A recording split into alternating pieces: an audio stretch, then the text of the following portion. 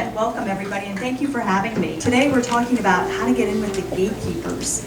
Because if you can't get in with the gatekeepers, you can't make a sale, right? If you can think in a bigger mode as to how you want to grow your business, if you own your own business, if you work for another company, how you want to grow your business, this sales process is really key. And we're only going to hit on the top of it today as far as getting in with the gatekeepers. So the mindset really is, when you walk in that office, what is your stature? What do you believe? The first sale is to yourself, right?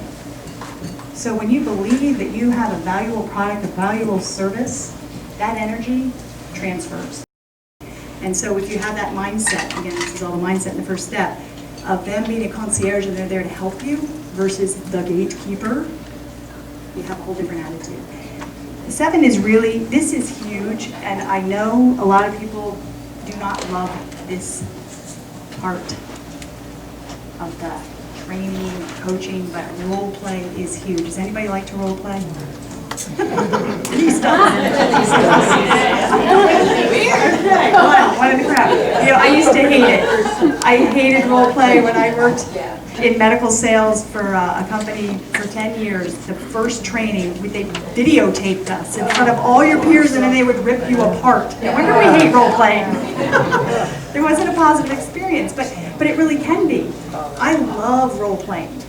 You want to get indoors, you want to get some business, you want to increase your growth this year, you want to finish strong Q4, then go out and knock on some doors and be willing to fail, because role play makes you better. And when I started in the medical sales industry, I had a leg up, as I said, in knocking all those doors. Has anybody ever read Malcolm Gladwell's book, Outliers? Yes. Okay, I love him. If you haven't, go run and get his book. After you get mine, just kidding. I love him because he talks about when you do something for 10,000 hours, you get really good at it. We're almost there. 8. Oh, I love this one. Thank you notes. This is such a simple one. So if you don't get in the door with that position, that case manager, whomever your call point is, it's okay. You have other opportunities. It's not like you have one shot. If you get in, great. Write that gatekeeper / concierge a thank you note.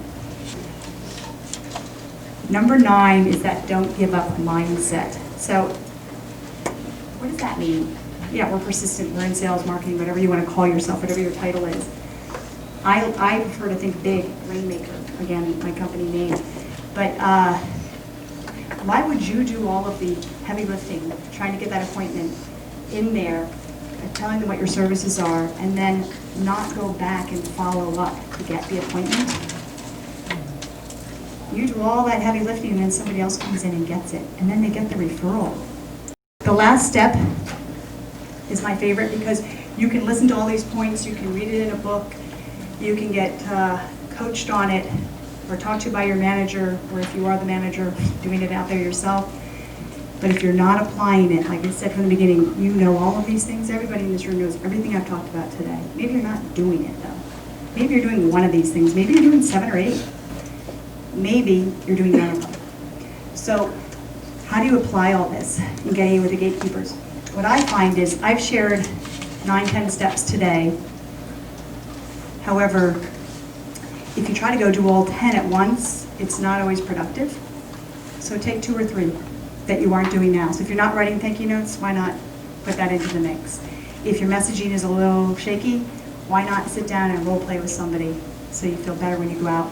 Because when we're confident, we know what we're going to say, we exude that when we walk in the room. Then let's talk a tiny bit about having a really good sales process. Whatever yours is,